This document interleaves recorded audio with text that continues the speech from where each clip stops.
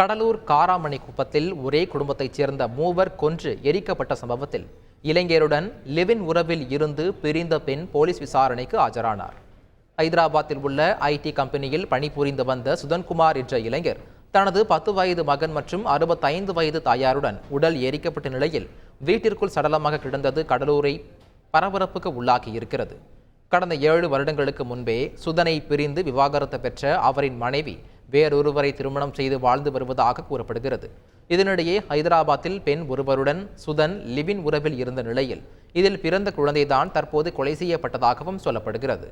லிவ்-இன் உறவில் இருந்து வந்த பெண்ணும் சுதனை பிரிந்து வேறொருவரை மனம் முடித்த நிலையில் வெளிநாட்டில் செட்டில் ஆகியிருக்கிறார். இந்நிலையில் அவர் 3 நாட்களுக்கு முன்பு இந்தியா திரும்பியது தெரியவர அவரை கடலூர் போலீசார் காவல் நிலையம் அழைத்து விசாரணை நடத்தி வருகின்றனர். ஸ்டார்டிங்லேருந்து எண்டு வரைக்கும் எல்லாம் டீட்டெயில்ஸாக கேட்டிருந்தாங்க. லேட்டஸ்ட்டாக அவங்க அப்பா இறந்தபோது நான் தான் கால் பண்ணி கேட்டேன் எப்படி இருக்காங்க. Just out of concern. I don't know, I have to see my son. I just wanted to see it once, that's all. சுகந்தோட அப்பா இருக்கும்போது அவங்களுக்கு வாட்ஸ்அப் கால் பண்ணால் அவங்க காட்டுவாங்க. இல்லை, he is a very good person தான், அப்படிலாம் ஒன்றும் கிடையாது. செய்திகளை உடனுக்குடன் தெரிந்து கொள்ள உடனே சப்ஸ்கிரைப் பண்ணுங்க.